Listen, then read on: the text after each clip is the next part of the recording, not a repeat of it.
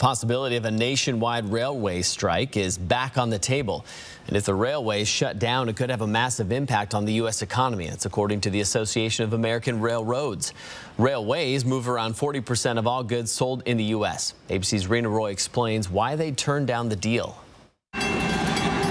It's a no from railroad workers who have rejected President Biden's deal meant to address demands for better working conditions. 57% of the nation's third largest freight rail union voting against the deal brokered by the Biden administration last month. The president of that union saying railroaders do not feel valued.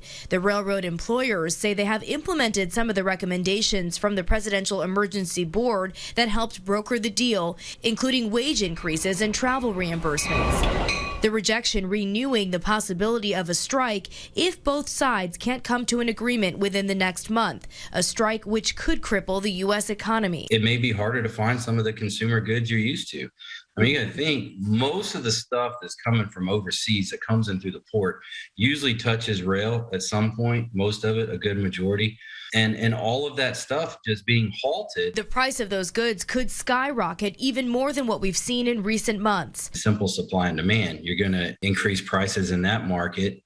And when those prices go up, eventually that gets passed on to consumers. The White House releasing a statement saying in part the president remains focused on avoiding a shutdown and pledges to support the parties in their efforts. Two more big unions, the engineers and conductors, are set to vote on this deal. The track maintenance union has agreed to continue negotiations through November 19th, the deadline for a new agreement.